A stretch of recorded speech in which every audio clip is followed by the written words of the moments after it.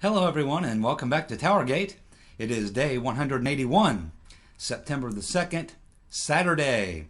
Thank you so much for tuning in. Well, it rained all day yesterday and we had really strange, cool temperatures. Got down to like 53 last night, maybe cooler in some other low-lying areas. Today is very cool. It's like 55, maybe 54 degrees. Real cloudy, overcast. But they say it's going to clear up later, and then tomorrow and Monday should be really nice days. So hopefully we'll salvage some nice weather out of this 4-day weekend that I'm enjoying, and happy to be with you this morning. Not used to doing these morning videos. See how my voice holds up? It's early. My voice will be cracking. But I wanted to get this video done because typically on Saturdays, sometimes that video doesn't get uploaded till after midnight. And so I wanted to try to get this video uploaded by, 9 o'clock in the evening if possible. So I had to do this video this morning before I'm totally awake. But anyway, we're going to get right to it. And it's one of those days when there's just so much to cover that there's just simply no way to get to it all. Some of it will bleed over into Sunday's video, and I'll even do a video on Monday. So just so much breaking, so much news happening right now. It's incredible, really. It's coming at you faster than you can even comprehend it or even keep up with it. But before I get started on these breaking news items, I just want to comment on something I picked up on a conversation in the comment section between Robert and Maura, where they were talking about, they're frustrated about how we have all these crimes that seem to be investigated. We don't know if they're being investigated. We hear rumors about reopening the Clinton email investigation, rumors about the Clinton Foundation, rumors about investigating Comey and all these sorts of things. Although with the latest revelations of the Comey memos, if that doesn't warrant a special prosecutor, I don't know what does. And the same with the Clinton email case. At this point, Christopher Wray, it's not even a question, especially now with learning that Comey never did a real investigation. So there needs to be a special prosecutor appointed to look into Comey and all those around him, which would include Loretta Lynch and the actual cover-up of the Hillary Clinton crime and who was involved in the cover-up of that, of which there's many people involved. And then, of course, the crime itself, which we now know Comey didn't do a real investigation. So, there should be no question in Chris Wray's mind. This shouldn't take him weeks or months to figure out. Either he needs to go ahead and bring charges because all the evidence is there, and I believe it is there, or he needs to appoint a special prosecutor. One of the two. Something needs to happen. I don't think he can just let this hang out there and do nothing. I can't see that happening. There's just too much pressure coming from too many different places. And while inside the Beltway they may not be talking about these things or pushing for that, if you look at what's happening in the alternative independent media, everyone is talking about this stuff. Everyone is reporting on this stuff. Jay Sekulow is one of the Trump's attorneys. He also is head of the ACLJ. They're well aware of these things. So it's not like that Christopher Wray, people in the administration, Jeff Sessions, it's not like that they're not aware of all these things going on. They certainly are. But this kind of goes to the point of the conversation that was taking place between Maura and Robert, and they're curious as to why these things are not being aggressively pursued. And I have a theory on this. I'm not saying this is exactly the way it is, but it's just a theory I have, is that I believe that there is a belief amongst those inside the Beltway, the establishment, those serving in elected office, the members of Congress, as well as those in the bureaucracies at the FBI, the DOJ, and that type of thing. I believe that they have this idea that the most important thing that they have to do is uphold the integrity of the institution of the government itself. And that there's a great fear amongst these people that if they come out and expose all of the corruption and misdeeds of those who are in the government, that people will lose confidence in the government, and that the government will lose its authority, it will lose its credibility, and all this type of stuff. So I believe that they have a big fear that if they themselves, through their investigations of the corruption and crimes, bring down the government itself, that the country could erupt into chaos because everyone will realize we live in a banana republic. And I think that this is something that they all consider, and I think that they see themselves as, in a way, defenders of the institution that they feel must never lose its credibility or its authority to govern. I think that they fear, what may happen as a result. Now, I have a different view of this. My view of this is that most people who are paying attention understand already that the government is horribly corrupt, and there's a great many crimes that go unpunished, and there seems to be a double standard between the average rank-and-file American and those who serve in government, particularly those in elective office, and even those in the higher levels of the bureaucracy, the heads of these agencies.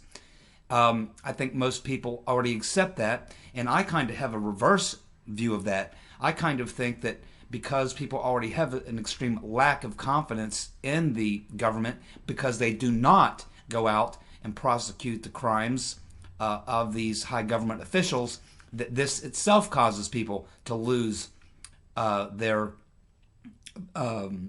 confidence in government. And that if they would prosecute and show that they are transparent and that there is an equal system of justice for those who serve as an elective office or serve in the bureaucracies, that if they are held to the same standard and they are prosecuted for the crimes that they commit, I think this would actually build confidence in the American people in their government.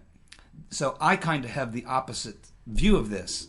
But, I just think that that when you work for the government, it's kind of like your mother's milk. And you're not going to take down, the source of your mother's milk. And I think that that is a lot of what guides these politicians in Washington, is that they feel that they have their highest priority is to protect the integrity of the government itself, so that it has the governing authority. So there's a disconnect. Excuse me. There's a disconnect between the perception between myself and probably many of you and the people who actually serve in government as to what the ramifications would be if they were to expose the high crimes of those in the elected positions of government as well as those in the bureaucracies.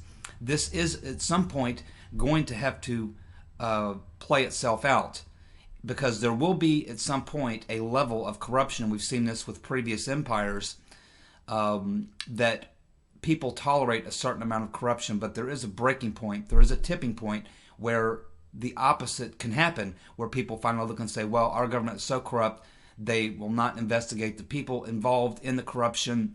At some point, we have to take matters into our own hands.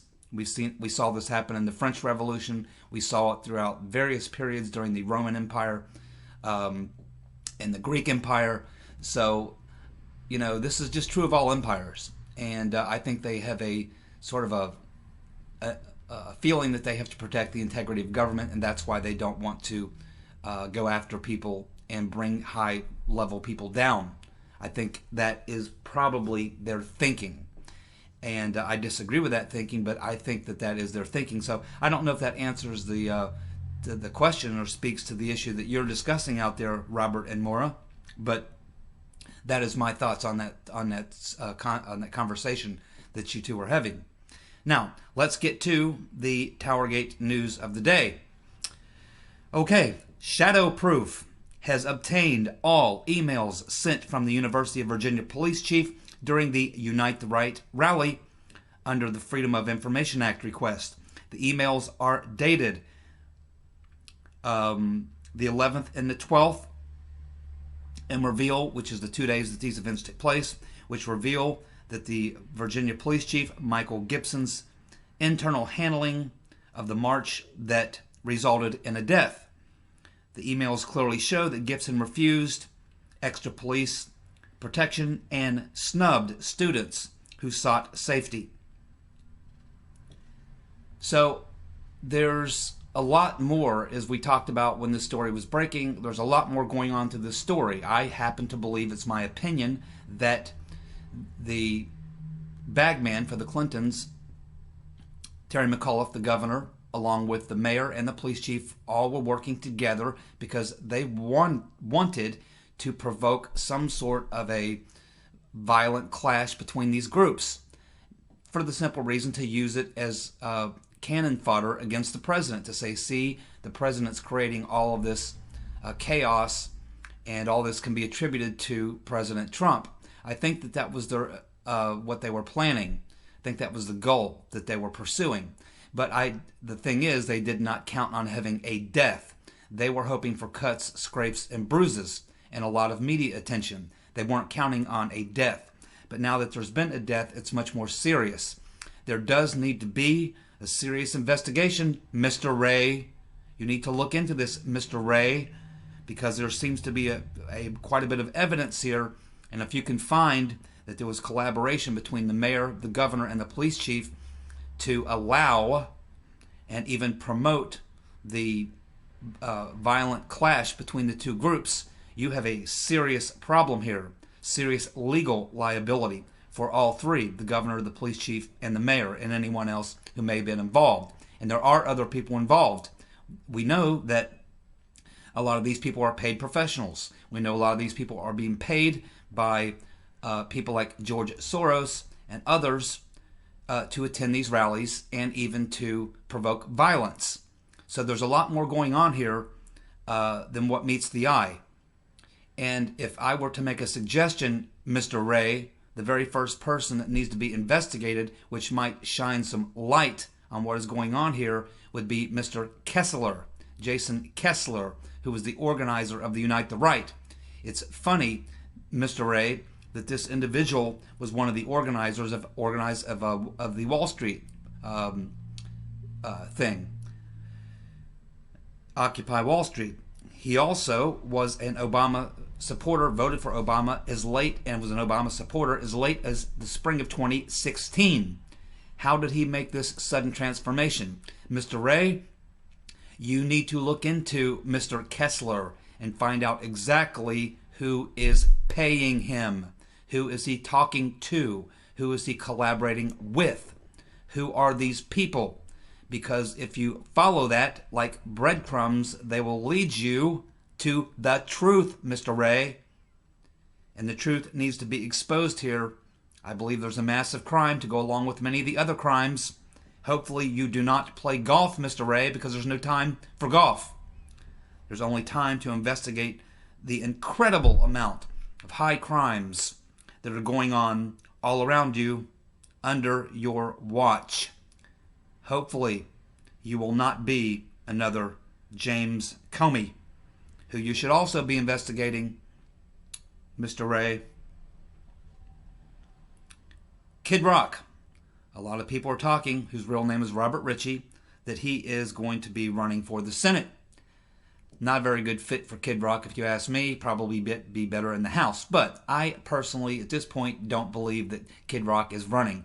He's made a few comments or whatever, but I think that they're being taken way out of context, and it's probably a little publicity stunt, probably a little bit of Kid Rock having some fun with the media. I would be extraordinarily surprised to see at this point where he is in his career, still being a fairly young man, that he would give up his current gig. I mean, first of all, he's a musician at heart. He loves music. He loves playing music. He loves performing. He loves entertaining. This is what he loves to do, and he's making a boatload of money doing it. I don't think he's going to give all that up to go serve in the Senate. Now, I do believe there's a possibility that maybe 10 years from now, down the road, when he's gotten all of that out of his system and he's matured a little more and maybe is a little farther at a point in his career where maybe his career he's not on the top anymore, and he's kind of like one of those people who is kind of out there touring on his past accomplishments. I think at that point you might see someone like Kid Rock throw his hat into the ring. But I would be very, very surprised if Kid Rock gives up his current because he would have to give up. I don't know that he could. Well, he certainly couldn't go out and tour 250 dates a year and do all the things he does in his musical career and remain a senator. He would have to change a lot of things that he does about his life, and I just don't think he's there yet. So I don't put much stock in Kid Rock running for the Senate. I just think it's a bunch of propaganda by the media, and I think he's having some fun and getting a little bit of free promotion out of the deal as well.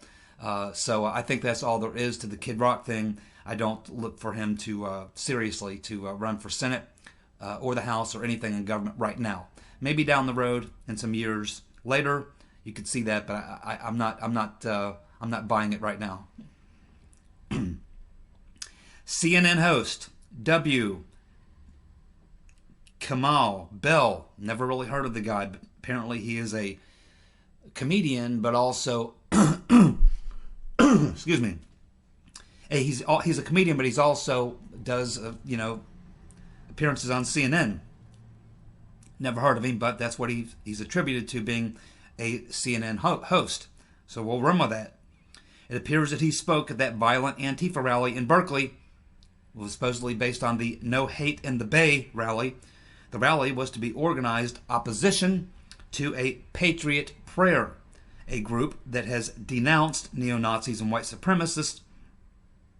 Of course, the black-clad, masked, and armed Antifa protesters chased a small number of the Patriot Prayer attendees out of the park and threatened and attacked right-wingers, lookers-on, and even the media who were there to cover the event. And this is what Antifa does. They don't stage their own rallies per se. What they do is they look at when anyone who they disagree with stages a rally, and then they come to be opposition to that and to beat up on those people who've already scheduled their rally. Because Antifa really isn't pushing anything. They're just against everything. Now, the fact that Mr. Bell, who works for CNN, would go out there and participate in this just is more evidence of what we already know about the Clown News Network.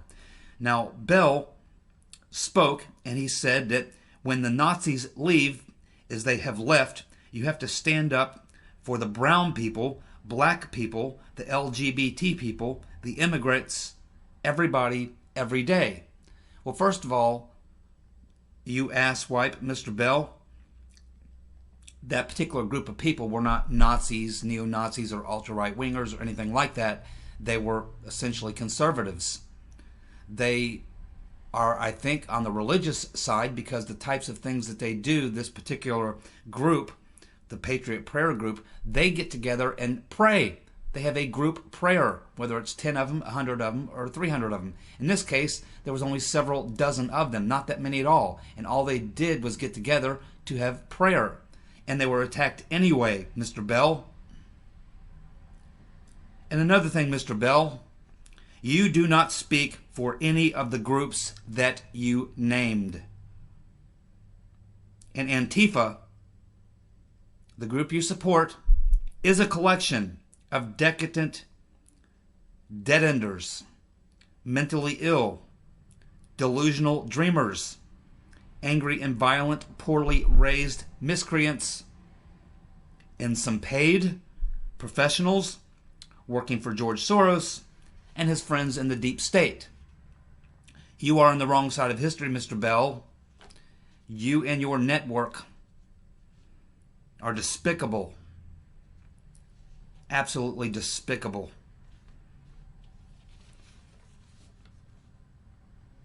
Well, it looks like the Trump bashers, as you can see, and this is another sign. I've been telling you, I'm seeing signs everywhere that the tide is turning. There's something bubbling under the surface here.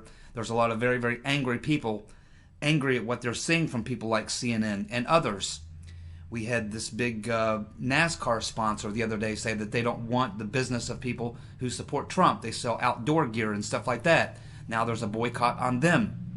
But Kellogg's, which I assume is the #1 seller of breakfast cereal in the country, is now facing more layoffs and even possibly 2 major plant closings. This is not good for the workers there at Kellogg. It's unfortunate for them. But the fact of the matter is, Kellogg has been out there making statements at the corporate level that are very anti-Trump. And when you go after Trump, that's an awful lot of people who voted for him, around 50 million. My assumption is that they eat a lot of breakfast cereal, and it appears now that they're choosing someone else other than Kellogg, because Kellogg is now having to lay off lots of workers, possibly closing 2 plants, as backlash from their attacks on the president. The only thing that Kellogg hasn't done is put Antifa on the cover of a cereal box. But give them a little bit of time, and I expect that Kellogg will eventually have Antifa on the front of a Wheaties box. Just give them time. Twitch McConnell and Eddie Munster Ryan now in single digits. Single digits for Twitch McConnell and Eddie Munster Ryan. Trump aggregated polls, his new approval rating, just taken less than 24 hours ago. At the aggregated poll I was looking at, he's sitting at about 48%, while Twitch and Big Ears Ryan struggling in single freaking digits. Also, that nutcase, Glenn Beck. You know, Glenn Beck, the first time I heard him, maybe 15 or so years ago, his station got picked up by our local affiliate here. I listened to him for about a week, and I concluded the man was a nut. And my initial conclusion was proven correct as we watched meltdown after meltdown of Glenn Beck. Of course, an ardent anti-Trumper and a horrible businessman. His little show over there at the Blaze is failing miserably. Of course, he had Tommy Lahren. He got rid of her, and Fox just offered her a big contract. She was probably the best person he had over there, and he got rid of her. Beck is an egotistical moron, and he is also suffering the backlash of supporters of the president. The Blaze is going down, Mr. Tyler. Going down, Mr. Tyler, right along with Mr. Beck. Well, Stephen's doing fine, and he is a conservative, by the way. Stephen Tyler. I once had a very short, brief conversation with him many years ago in a backstage meet and greet. Very nice man. Very smart man. Hell of a singer. And a conservative, as is his guitar player, Joe Perry. In fact, he's a libertarian. Joe Perry likes Ron Paul, and I like Joe Perry. Also an excellent guitarist. Joe and Stephen, off the hard drugs, living a clean life, rocking better than they ever have in their life, supporting conservatives and libertarians.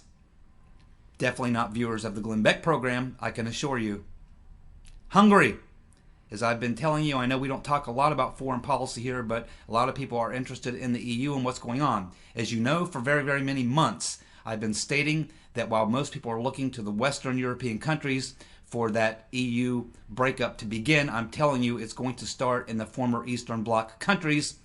We've been watching Hungary very closely. They've been in a battle along with some of the other former Eastern Bloc countries with the EU. The EU, of course, tried to go after them for violating logging rights. But the whole issue between the EU and Hungary is about the fact that Hungary, the citizens of Hungary, the politicians in Hungary, are not going to put up with illegal immigrants. They don't want to see Hungary looking like Germany or France. They're protecting their citizens and their country and their sovereignty. The EU is, of course, going after them as a result and trying to fine them for every little thing that they can. They're pushing Hungary to the point where pretty soon they will be the first country to leave the EU, and they will take the Baltic states with them, and you will see a block of them all leave together. This is building. So now the EU has upped the ante once again, and in response to that, the president of Hungary, who has a lot in common with Donald Trump, by the way, and who is a Trump supporter, the president of Hungary has countered them by sending them a $476 million bill to pay for half of the cost of the border fence that they erected. Listen closely, my friends. Since Hungary erected that border fence, the fence has virtually erased the illegal immigration into Hungary. Virtually erased the illegal immigration into Hungary. Build that wall, Mr. Speaker. Eddie Munster Ryan, Twitch McConnell, build that wall. Give the president of Hungary a call. He'll tell you how well it works. They don't have that stuff going on in Hungary that you see going on in Germany and France, or in England, or in Sweden, where they have no-go zones. That's right. The president of Hungary is a real man. The citizens of Hungary are smart enough to know that you don't let these people invade your country. They're standing strong. They're not going to back down. And I'm telling you that when the EU breakup begins, it will begin with the Eastern Bloc, the former Baltic states, led by Hungary. Czechoslovakia will be right behind. Jerry Springer, now seriously, is contemplating to run for governor. This is no longer a joke. We all thought it was a joke a few weeks ago when I commented on it, but it appears now that sources close to high-level people in the state of Ohio Democratic Party, the people who deal with the big donors, say that Jerry Springer recently met with some of these high-level Democrats to ask them if it was too late for him to jump and throw his hat in the ring. Now, Jerry Springer has absolutely zero chance of winning the governorship in Ohio. Zero chance. Now, he'll get a lot of votes up north, up in Cleveland, up in Akron, places like that. But when you get to Columbus and points southward, not a chance. No chance. I don't even think he'll beat the leading Democrat for the primary. If he were to run against, if he were to run, he would be running against probably Sherrod Brown, who's horrible. But he is still part of the Democratic establishment. He's connected to the money. He's most likely going to be the Democratic nominee for the governorship in Ohio. Still not sure. There are 2 or 3 fairly big-name Republicans running. I believe the Republicans will hold on to Ohio's governorship, but Jerry Springer is not a threat to that. I don't even think he's a threat to Sherrod Brown. I think Sherrod Brown will beat Springer by double, triple digits. It won't even be close. I mean, for those of us who live in Ohio, you know, people outside the state may not know this, but you know, as I mentioned in my previous video, and a lot of people up in the northern Ohio probably don't care, but I can tell you that in a lot of areas of Columbus, our biggest city, and points southward, especially because Jerry Springer is a Cincinnati guy. He was born and raised here, or at least he was raised here. I don't know if he was born here, but he grew up here, and he was once the nation's youngest mayor until he wrote a hooker a personal check. Now, there was a kind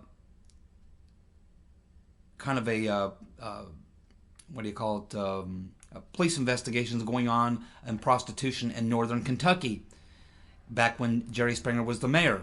And they busted a prostitution ring. It was a sting operation. There you go. That's the word I was looking for. A sting operation to take down the prostitution ring operating in northern Kentucky.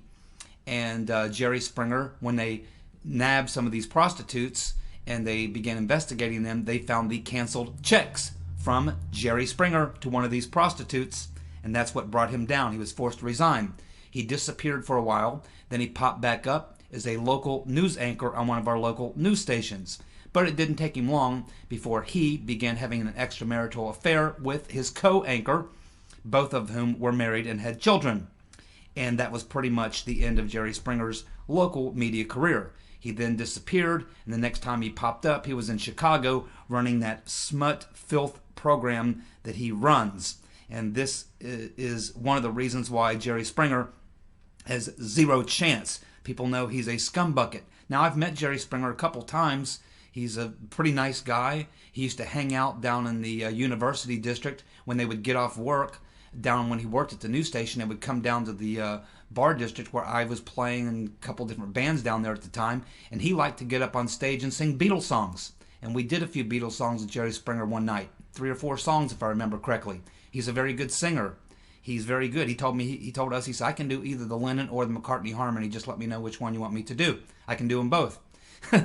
He's actually a very good singer and a really nice guy.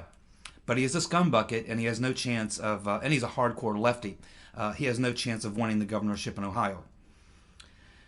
There is a petition to declare Soros a terrorist on the U.S. government website, whitehouse.gov. If you're not familiar with this, you can go to whitehouse.gov at any time. There are many petitions there, some that you may want to sign. One of the most popular right now is the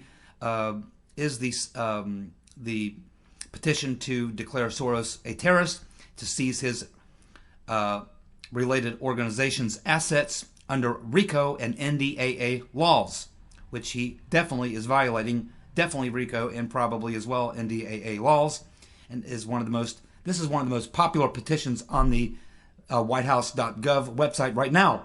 It is ranked 12th, pulling in over 60,000 signatures in just 10 days. Once you get 100,000 signatures on the whitehouse.gov website to a petition, the president must respond. The executive branch must respond to the petition. Wonderful. Okay, Never Trump hack. Jeff the Flake got savaged on Twitter when he came out opposing Trump for urging Congress to support him on getting rid of the DACA. So once again, Jeff the Flake coming out on the wrong end of the immigration issue. The fact that he's being defeated now by 26 points by his competitor, but he just keeps digging the hole deeper. I don't know what Mr. Flake is thinking, but Jeff the Flake looks to me like he's going down hard. Paul Eddie Munster, Big Ears Ryan, in 2014 while campaigning, he said, Dreamers' executive amnesty was unconstitutional. Of course, now he's opposing Trump. And now he is pushing to have an amnesty bill for the Dreamers, opposing Trump on his wanting to get rid of the DACA. Very well done, Big Ears Ryan. Once again, you too are on the opposite side of the issue, and it's a flip-flop on your part. When you're running for re-election, you're tough on illegal immigration. Once you get re-elected, you flip-flop, which is why we need to get rid of him. Paul Nehlen, Wisconsin. That is the name that you should be keeping in mind. Paul Nehlen to defeat Eddie Munster's Big Ears Ryan in 2018. Antifa has declared everything a battlefield, advocating violent revolution against capitalism. Mr. Ray, arrest the people funding it and crack down on the violent offenders. Nip it in the bud, Mr. Ray. Nip it in the bud. These people are now openly calling for a revolution in the country against capitalism, which is our system. Although if they had any brains in their head, they'd realize that we don't have a capitalist system. We have a version of a 21st century, more modern feudalist system. We need to go back and reacquire the capitalist system. But those of you in Antifa are too stupid to realize that. Mr. Ray, you better get a handle on this problem. Quickly. Imran Awan wants his GPS bracelet removed for his Uber job and for childcare. Unfortunately, Mr. Awan doesn't drive for Uber, and his kids are with his wife in Pakistan. Oh boy, I believe that Mr. Awan is on psychotropic drugs. He's probably being sleep deprived. He's exhibiting some strange behavior. I expect that this will continue to happen. He will continue to exhibit this strange behavior, and in the end will come very quickly and very quietly probably for Mr. Awan. And eventually, following, some Pakistani folk singer will write a song about him for the record. Eddie Munster Ryan and Twitch McConnell may have been badly damaged politically for the massive fail on repealing Obamacare. Can they afford to fail on DACA, which they now oppose Trump's position on that? Can they possibly survive that? Folks in Wisconsin and in Kentucky want to build that wall. They want to stop the illegal immigration. Both of these characters came out and spoke out against the DREAM Act when Obama signed it, but now they're backing away. It's just because they're anti-Trump. That's it. If they continue down this path, I believe that their days are numbered, and they should be. Jesse Jackson, in a speech recently, said God wouldn't let Trump into heaven. What you talking about, Willis? Jesse, don't make me have to do a video on you. I'm well aware of the many extramarital affairs you've had, the illegitimate children that you have that taxpayers are paying for because you won't support them. I'm well aware of your fetishes, Mr. Jackson. I'll be more than happy to do a video. If I hear one more peep out of you, Jesse, I'm going to do that video. Of course, Jeb Bush couldn't stay out of the fray. He decided he had to chime in. Of course, we know he's a hardcore pro-illegal immigration, a big supporter of the DREAM Act. And he too has come out on Twitter to attack Trump. And boy, did he get an earful. Yes, he got pounded on Twitter after coming out against Trump and his plans to revoke DACA. Jeb Bush just can't keep putting his foot in his mouth and saying stupid stuff. That is Jeb for you. That's why he got his ass kicked so badly, and that's why his political career is over. Get back to buying a baseball team and do like your brother, run that into the ground. Okay, that is all we have time for today. TowerGate, day 181, Saturday, September the 2nd, 2017. Thank you so much for tuning in. I'll be back tomorrow. Enjoy your evening. Bye.